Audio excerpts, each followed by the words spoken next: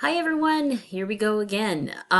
We're almost there. Hang on, you can do this. I hope your classes were going well. Yeah, and let's do this. We only have a few more chapters. I had an announcement in regards to what we're doing from now to the end. Basically, we have a few chapters we're going to cover, and then we have our last exam. Our last exam will be our final. So, this chapter is one of my favorite, social relationships and communication. So, are we social beings? Yes, yes. We are. No matter what you think, you're like, no, I'm antisocial. I love the antisocial club, right? If you say you're antisocial or no, you don't need other people, yes, you do. Most people do. As a species, we couldn't survive without other people. You think about us as humans. As creatures, we're not the fastest things around. We don't have the sharpest claws. We don't have the sharpest teeth. We're not stealthy. We can't fly. There's so many things we can't do physically. But what's given us this upper hand is our social being, our big brains, and being able to think through things, and our ability to cooperate and work together. So we are very much social creatures. And this chapter is about social relationships and communication. I really love this chapter, and I truly think some of the most what's the word? Some of the most fulfilling relationships can come about, right? Through connecting with another person, and it can give your life joy and happiness and fulfillment. And they talk about that. They actually talk about health, and if someone's in a committed relationship, in a good relationship, and how that's beneficial to someone's health. Now, the things that they talk about here, we can think of like romantic relationships, but they don't have to be romantic relationships. We could talk about friendships. Even we could talk about working relationships. And I think it's really important. They give really good pointers about how to have good relationships. And I think you cannot underestimate that.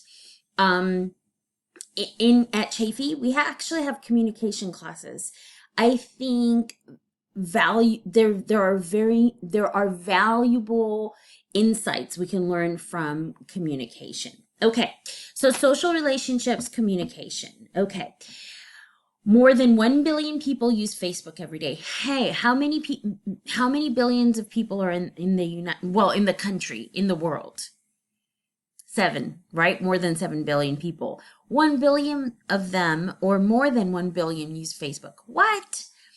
More than 50% of unmarried Americans aged 15 to 24 live with a partner outside of marriage. So this idea of living with a partner, about 40% of those couples tie the knot within 3 years. Okay. So marriage is still the big thing, where people want to get married, people want to have families.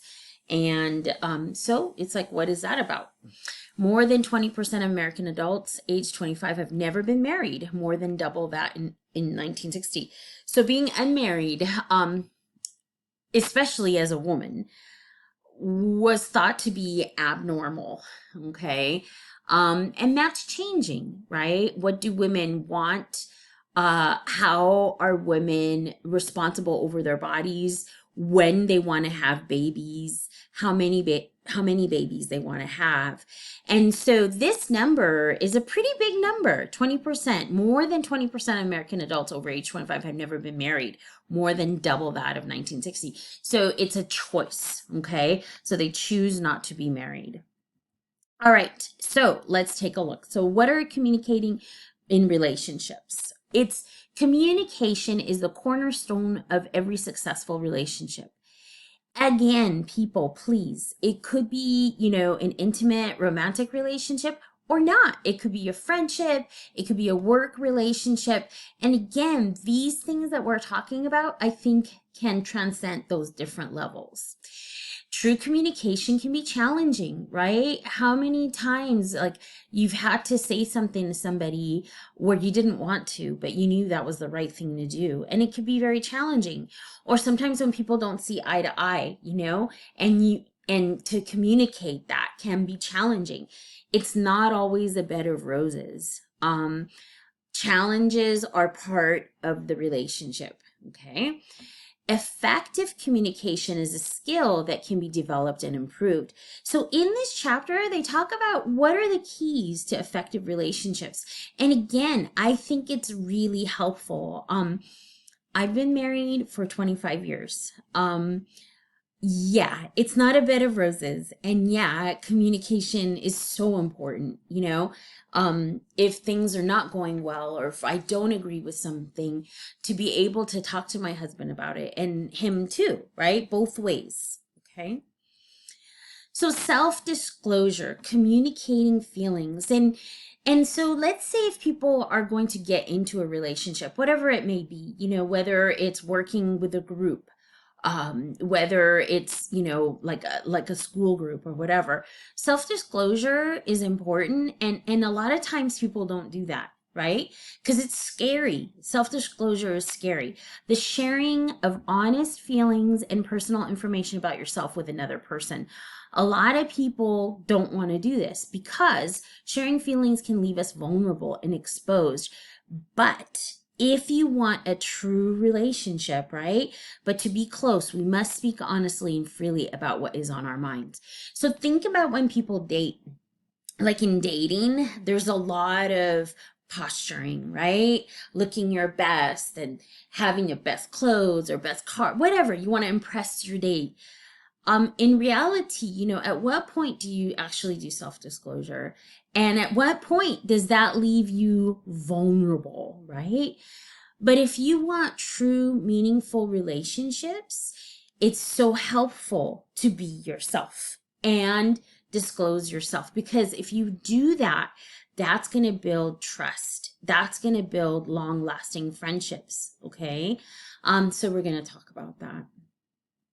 So, certain strategies can be helpful, particularly when dealing with disagreements or other uncomfortable situations. So again, I think these pointers are so helpful for multiple types of relationship.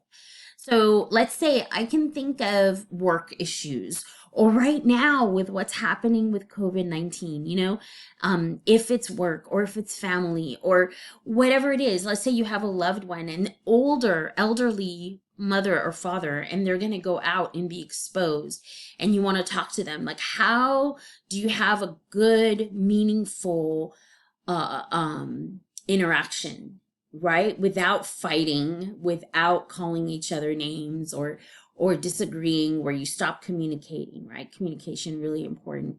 Stay focused, take responsibility, use I, begin with I. Take responsibility for how you feel. Listen, be solution focused, step away. If you know you're going to be angry, or you might want to step away. Avoid jumping to conclusions, resist antagonizing the other person, seek help if you need it. Great pointers if you think you're going to step into a difficult conversation. Nonverbal communication. Do we communicate through nonverbal communication? I'm not mad, right? Of course. Yes, we do. What do you trust more? Okay. Verbal or nonverbal communication? You should be trusting nonverbal communication more, because with verbal communication, people can lie through verbal communication, but nonverbal, like if somebody starts to breathe harder, right? They might be getting angry. If someone starts to fidget, they might be getting nervous. Etc., right? So communication that's conveyed by body language, posture, physical reactions, yawning, crossing arms, these are some cues that influence communication. So being able to see that and read that can help with communication. Being a good listener. How many times have you heard that? It's so important to be a good listener. It's important. It's like we all want to get our point across, but can we listen to other people? And can we truly listen, right? Because if you can do that, then that can help you see where is the other person coming from? Okay, so good listening techniques requires concentration, focus, and attentiveness. Be silent when another person's sharing his or her feelings. Empathize with the other person. Try to set aside any anger, resentment you may feel. Make other people feel comfortable when they're speaking to you. Give the speaker your undivided attention. Again, this can be so helpful with resolving conflicts. Whoa, what just happened? Okay, I don't know how it went over. Okay. All right, resolving conflicts. People handle conflict in different ways. So how do they handle conflict? Some people, conflict avoidance, right? They don't want to get in a fight, so they just shut down. Okay, that's not good. Okay, just shutting down is not good. Things are going to build. Conflict resolution, we need that, okay? Resolving conflict in a manner that both people can accept and that minimizes future occurrence of the conflict. So conflict resolution, that's where we want to go. Some people like conflict escalation, increasing conflict to a more confrontational, painful, otherwise less comfortable level. Most people are in here, a lot of, not that many people are here, but we all know the people that are here, okay? And truly, we want to be here, right? If we're dealing with other people, we want to work with other people. Effective conflict resolution, strive to resolve conflict rather than to win. Oh, that's something I'm really bad at. Like my husband and I, if we're fighting, I want to win. And I have to stop that. It's not about winning, right? It's about working together. Voice your frustrations as soon as possible. Approach the conflict as you would any other problem. Communicate your concerns. Listen to the other person. Postpone a discussion to an agreed upon time. So like if you're angry or you're not going to be able to resolve this and you have to wait. So this is a really nice diagram, although it's really weird because look, she's talking to him and look like she's what is that about? Why is it that she is giving him the say in same cases, right? But regardless, what's a fair fight? What's a full-on fight club? This idea of, if you have a conflict with someone, what are some good things to do? Admit when you're wrong. Yeah, my husband does that really well. And if we're in a real fight, it makes me angry because then I can't fight with him. But then it's like he admits when he's wrong, when he thinks he's wrong. So if he doesn't think he's wrong, he's not going to admit he's wrong. Like he has to see it that he's wrong, right? And this is where the I is really helpful. Like, how am I seeing this? And if he can see the way I'm seeing it, then hopefully we can come to an agreement. And same with me, of course. So they say, stay on the subject, admit when you're wrong, respect. Oh, respect is so important. Don't name call. Whatever you do. Like I said, I've been married 25 years.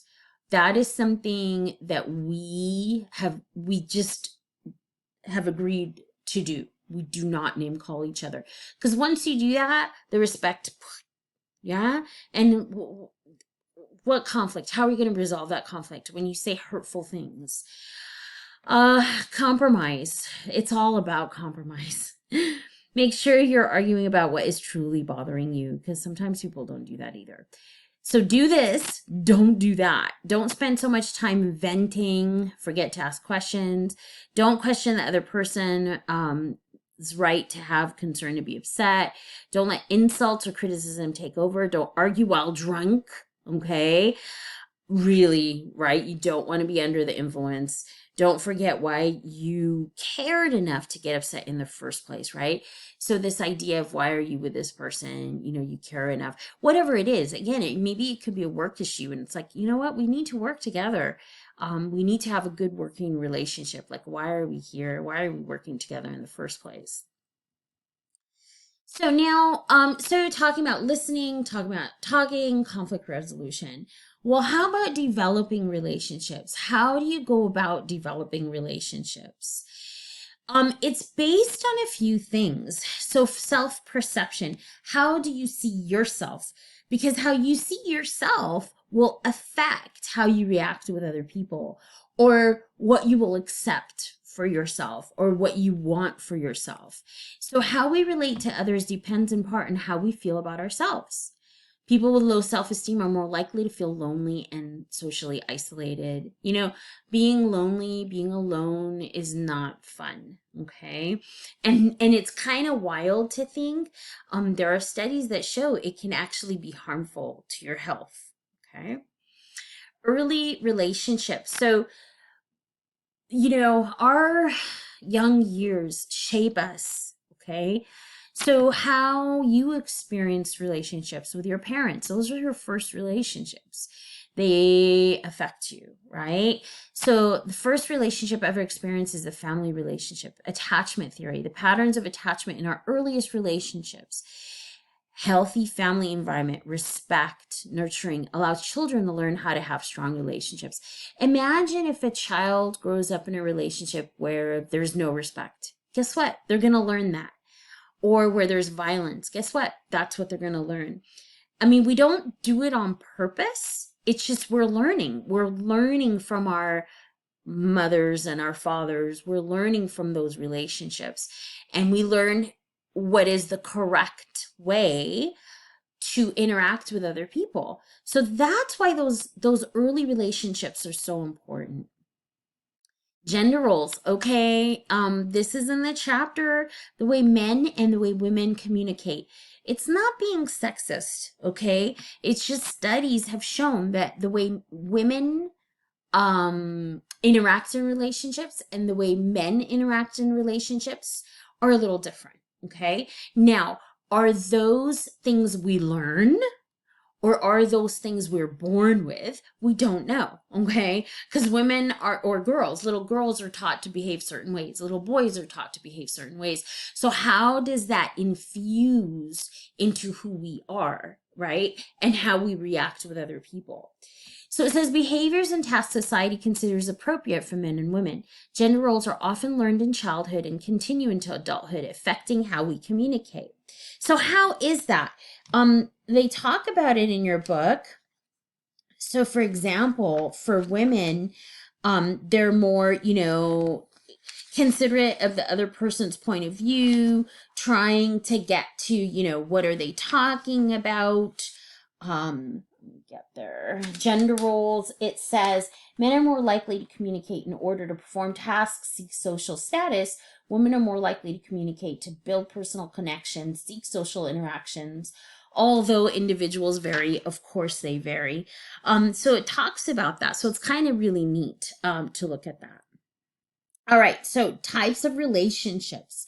So friendships, so important. Yes.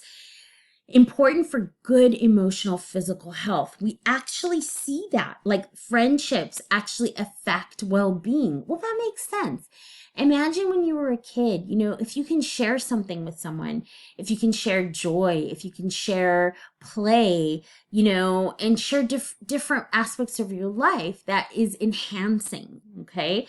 Research has shown that college students with lower levels of social support are more likely to experience mental health problems and have six-fold greater risk of depression. So relationships, friendships are really important. Loneliness is associated with stress and poor satisfaction, okay?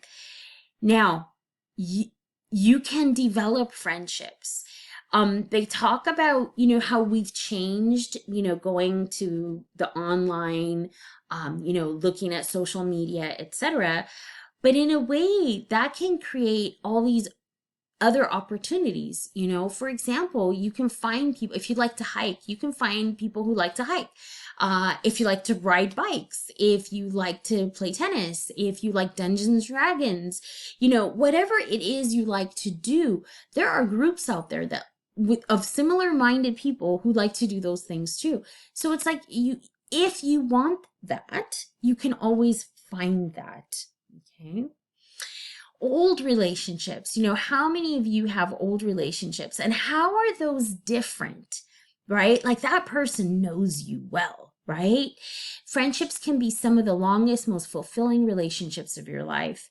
To maintain, now, does it take work? Yes, it does. It's not easy. It doesn't just happen. So how do you you nourish that relationship. To help maintain friendships under the stress of everyday life. Understand that you and your friends are changing. Don't overwhelm old friends with information about your college life. Keep in touch. Don't be afraid to reconnect. It takes time. It takes time and it takes energy. And it takes thoughtfulness. Like, you have to think about it. When am I going to see this person? You know, if you're a guy or if you're a girl, you know, with guys, let's say, are you going to go to a game together? Or are you going to meet up somewhere? You know, or you're going to have lunch or dinner, whatever. Okay. Now, intimate relationships, different types of intimate relationships. They talk about this in the book, and how do they come about? So it's a sense of closeness with another person, being emotionally open and caring. They talk about Sternberg's triangular theory of love. Type intensity of love, a couple experience depend on the strength of intimacy, passion, and commitment. So those are the three things. Intimacy, being intimate with someone, passionate, and committed, right? So sometimes people could be committed and there's no passion, or sometimes they could be intimate and no commitment, right? I mean, so yeah. These three factors combine to characterize 7 different types of love. So he shows that, right? We're talking about intimacy, passion, and commitment. And then let's say there's compassion. There's intimacy and commitment. That's compassionate love. Commitment, that's empty love. Like, let's say someone can live together and they're committed, but they don't love each other anymore, right? That can happen. Here, passion and commitment. Passion, infatuation, intimacy, passion, romantic love, intimacy, liking. Consummate love has all of that, right? And to have all of that. And relationships can go through different parts of a relationship, right? When you first meet someone versus if you're with someone for a long time versus if you have kids with someone, versus if you go through tragedy with someone. The relationships can build and get really strong, or they can get weak depending on what happens, right? So what causes attraction? This is really interesting, you know? Is it opposites attract? Is that right? What research has shown is no. Okay. We tend to pick partners who are a lot like ourselves. Okay. So, looks, okay, money, education, we tend to gravitate towards people who are similar to us. So it's called associative mating, tendency to be attracted to people who are similar to us. They behave, who we are and how we behave influence attraction. Similarity in personality appears to most influence whether the pair will be a happy one. So that's really interesting, right? Dating, right? One-on-one dating and how dating has changed, right? People used to meet through friends, meet through social interactions, and now we have online dating. They talk about hooking up, casual, non-committal physical encounters, could be making out. It's, you know, they talk about the negative effects, because if people are having sex like kind of casually, what are the implications? Or if, you know, alcohol is involved, what are the implications? So here it says negative effects include negative impact on psychological well-being, social status, regrets, decreased relationship skills, sexual risk-taking, increase of STIs, right? Sexually transmitted infections, and unplanned pregnancy. So thinking about that. And that's something that's more common. Online dating is the thing now, right? And if you think about it, how can people meet other people? A huge way is through online dating, right? It says online dating sites report millions of users. Match.com, eHarmony. They provide a place where potential partners both advertise with personal profile. Partners have the ability to build a relationship before face-to-face. So in a way, that's really good, right? They could talk to each other, kind of figure out, is this a person I want to go out with? Always use precautions when exploring online dating. They talk about that in the book. You know, never give out your full name, address, other personal information. Make sure to meet in a public place. If something doesn't feel right when you meet the person, don't be afraid to cut the date short. That's really important, right? So being smart, because it's the internet, right? And the internet is truly the world, right? And most people are good. Most people are good, but some are not. And and that whole honesty, no, no, no, no, no. You don't trust that person. You build trust, right? You don't just trust a person walking on the street, okay? All right.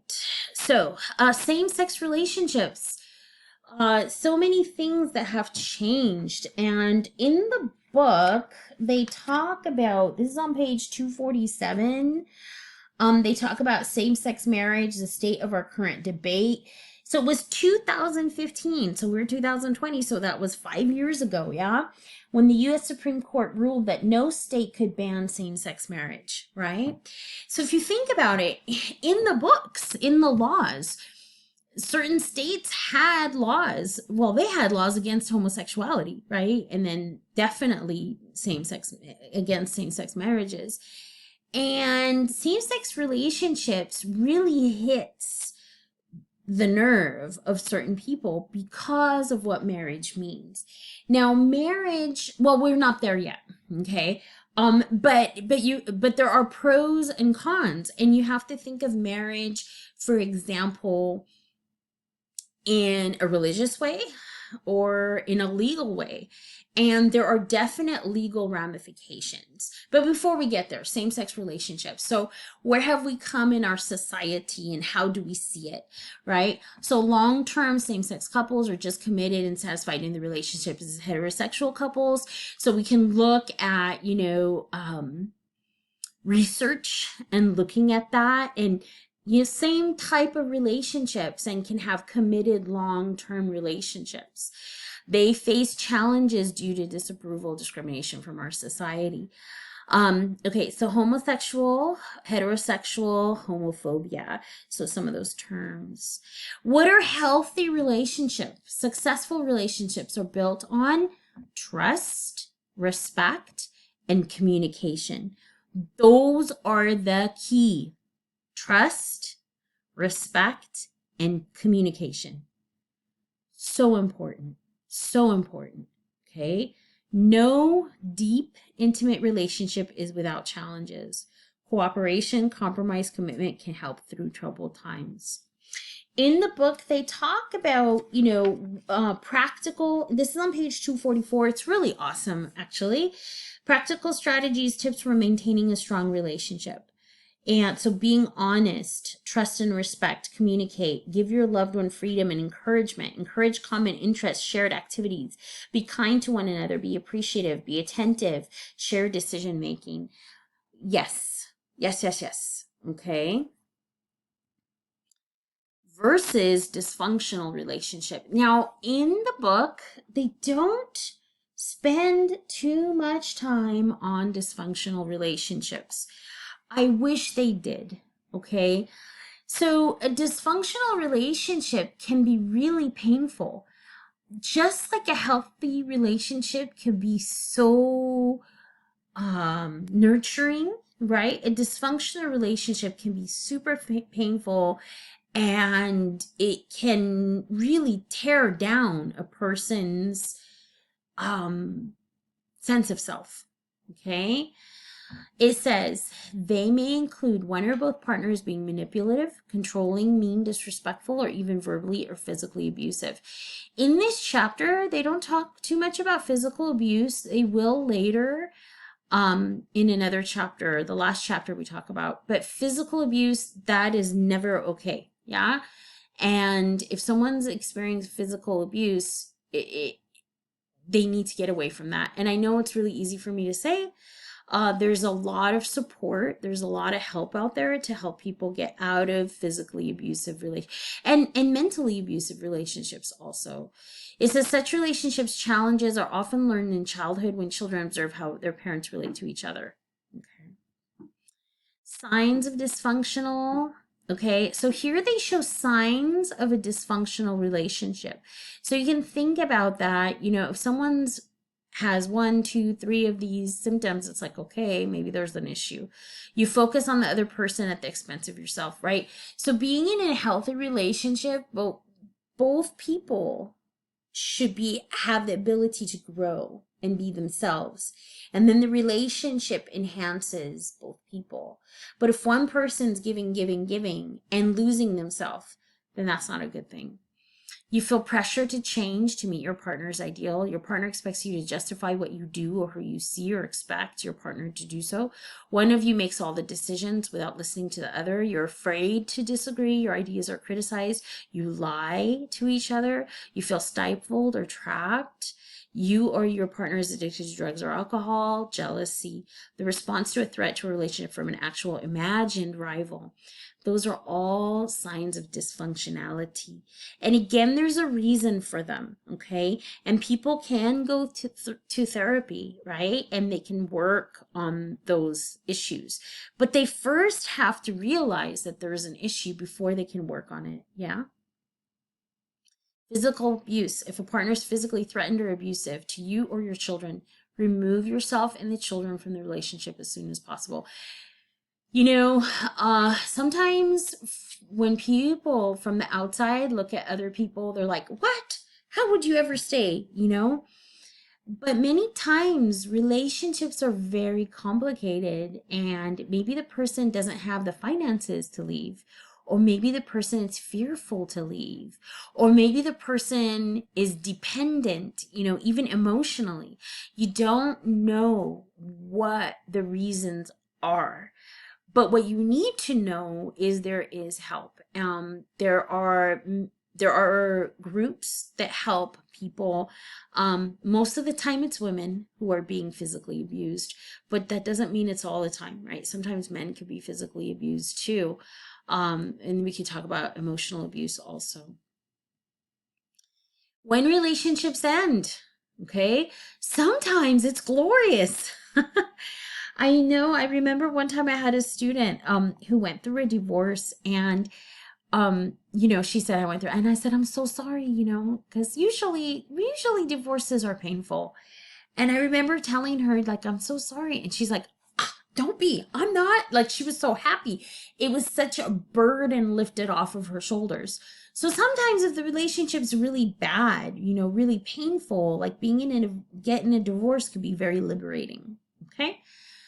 But most of the time, it's not that way. Most of the time, I mean, most people don't get into a relationship thinking it's going to end, right? So, the end of a relationship can be very painful, right? So it says many relationships eventually end despite our best efforts. And I think that's why it's so important to be yourself and to be true. Because if you're not putting up a front, if you're who you are, then you have a more truthful relationship, right? So recovering from a failed relationship takes time and effort. Talk about it. Focus on what is good about you, right? Focusing on you. Take care of yourself. Let your emotions out. Do things you normally enjoy. Keep yourself busy. Give yourself time to recover. Really, really good points.